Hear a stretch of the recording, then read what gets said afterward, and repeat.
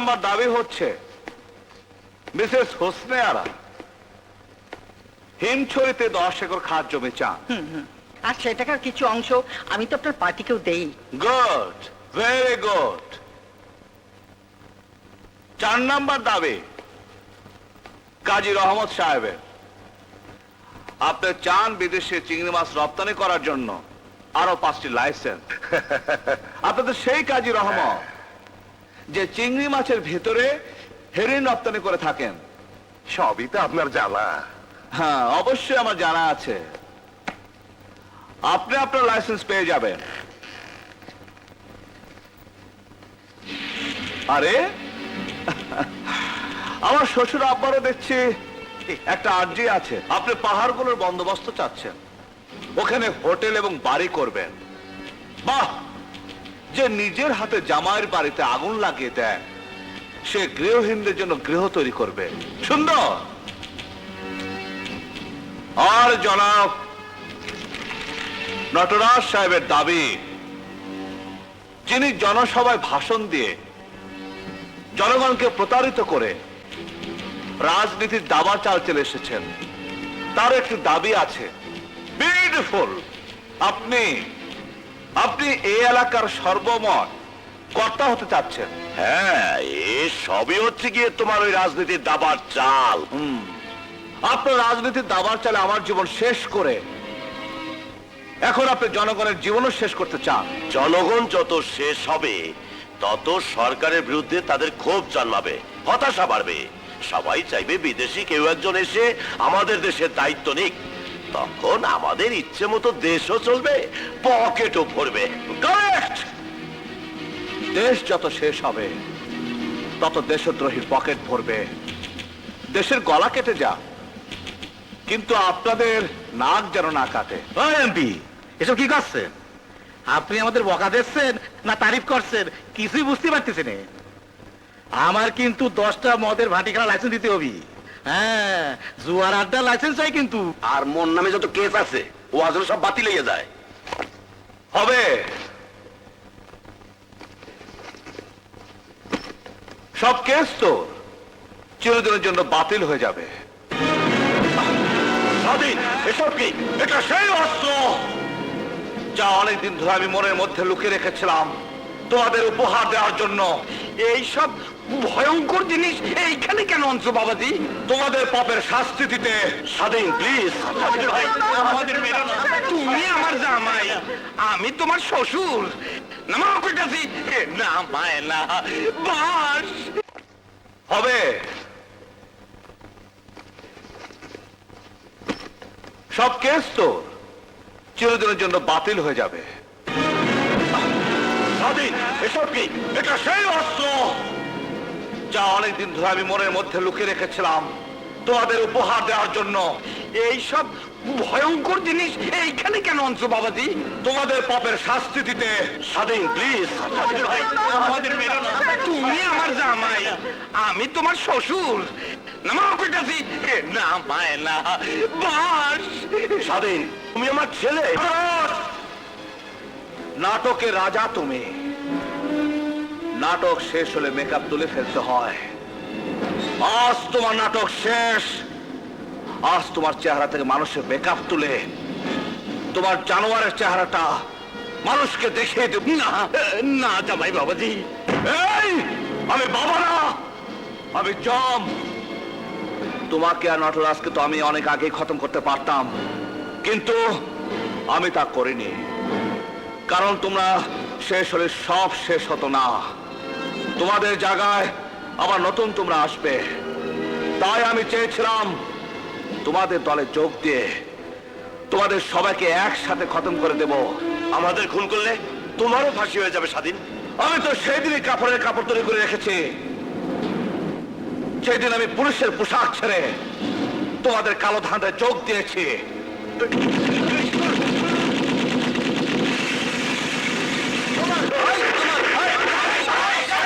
তোমার নেতা আমার নেতা, তোমার নেতা আমার নেতা।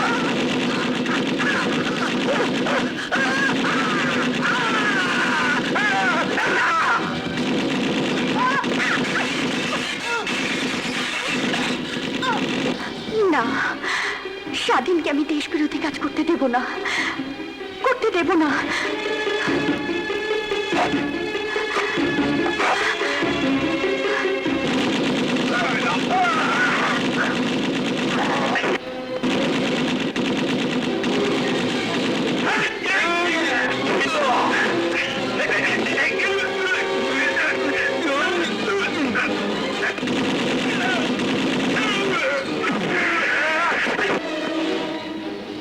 बेटा मर गया हलाली।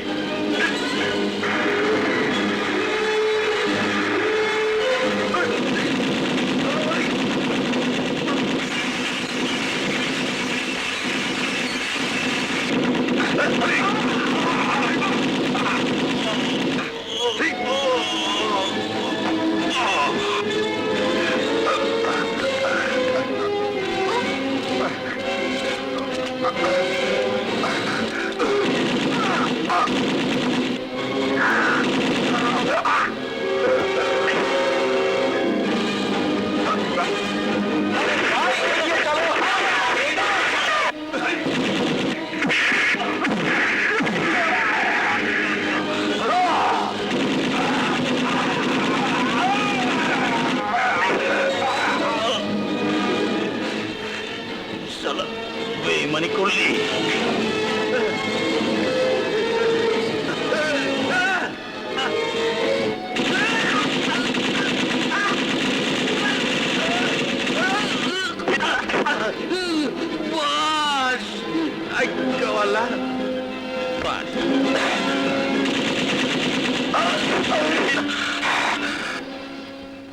আমার বিল্লি আমারে কয় ম্যাও।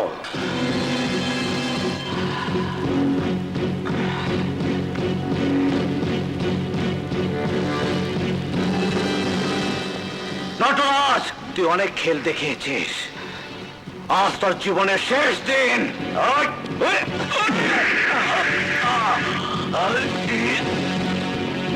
ওই দাঁড়া।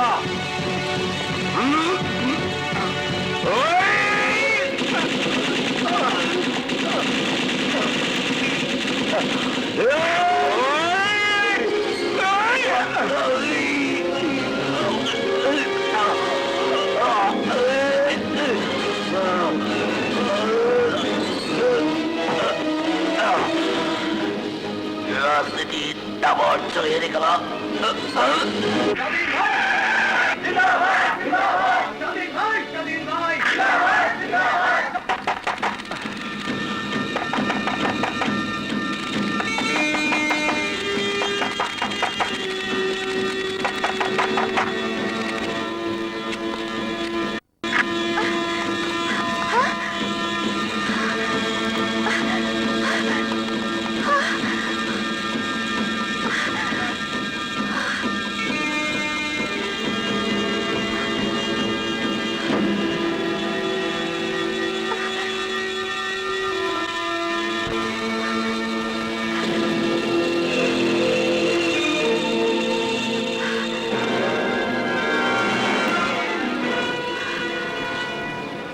এগুলো মানুষের লাশ না লীনা, এগুলো জানোয়ারের লাশ। আমি এখানে এসেছিলাম এইসব জানোয়ারগুলিকে শেষ করে দিতে। আজ ঘর থেকে বের হবার আগে আমি তোমাকে কি বলেছিলাম লীলা, মনে আছে? বলেছিলাম আজ আমার জীবনের স্বপ্ন পূরণের দিন। এই ছিল আমার স্বপ্ন, এইসব মানুষ নামক জানোয়াররা যারা দেশটাকে বিদেশিদের গোলামে পরিণত করতে চেয়েছিল, তাদের খতম করার। আমি জানি তুমি এখানে কেন এসেছো লীলা। ওই রিভলভারের গুলি তুমি আমার বুকে উজাড় করতে এসেছো, কারণ তোমার স্বামীর চেয়ে তোমার এই দেশের এই মাটি তোমার কাছে বেশি প্রিয়। তুমি তোমার স্বামীর মৃত্যু দেখতে পারবে, কিন্তু এদেশের মৃত্যু দেখতে পারবে না। সত্যি সত্যি তুমি মহান লীলা, মহান। আমাকে তুমি ক্ষমা করে দাও স্বাধীন, আমাকে তুমি ক্ষমা করে দাও। আমি আমি এত বড় হতভাগিনী যে আমি আমার স্বামীকে চিনতে পারিনি। আমার স্বামীকে আমি আমি আমি দেশদ্রোহী ভেবেছি। কিন্তু আমার স্বামী যে সবচেয়ে বড় দেশপ্রেমী।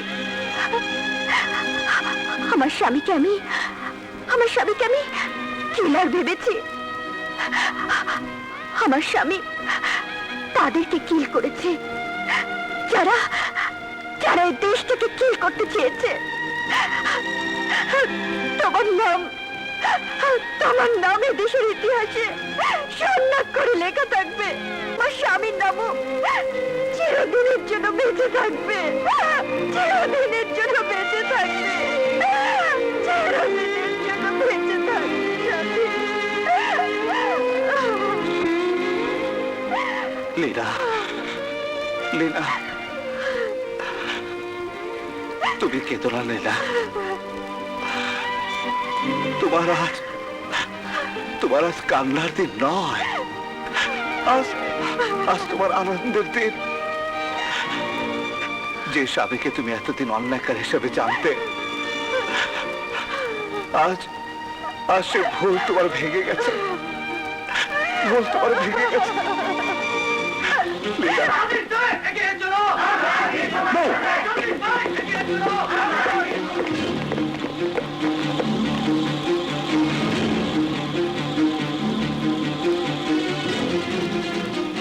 স্যার, আমাকে গ্রেফতার করুন।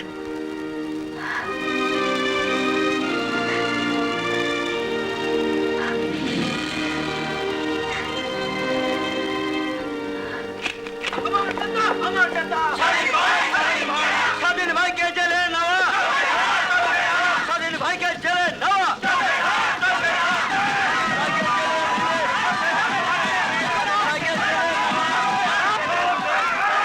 স্যার, আমি ওদের সাথে কিছু কথা বলতে চাই, তাতে মনে হয় ওরা থামবে। বলো।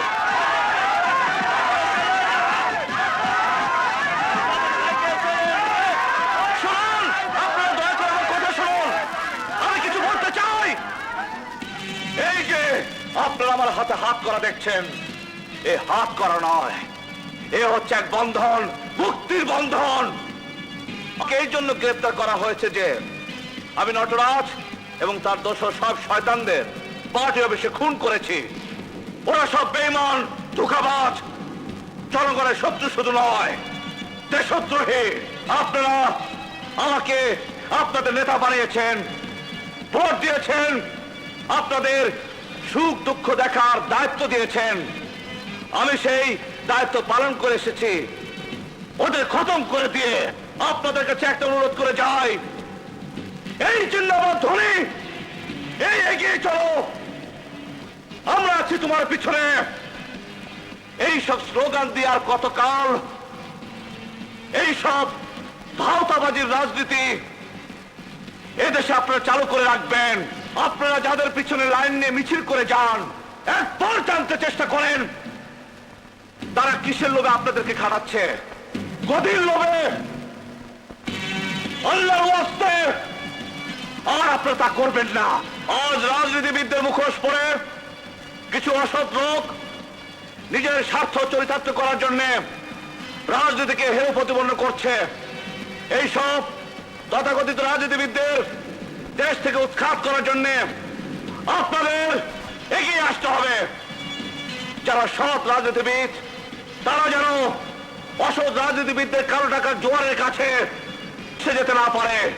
ফৌজদারি 302 ধারায় মানুষ খুন করলে ফাঁসি হয়, কিন্তু আমি খুন করেছি কতগুলো জানোয়ার, তাহলে আমার সাজা কি হবে? আমি কি ফাঁসির দড়িতে ঝুলবো, না সারা জীবন জেল খাটবো, না আপনাদের মতো স্বাধীন থাকবো? বলুন, আমি কি ফাঁসির আসামি না স্বাধীন?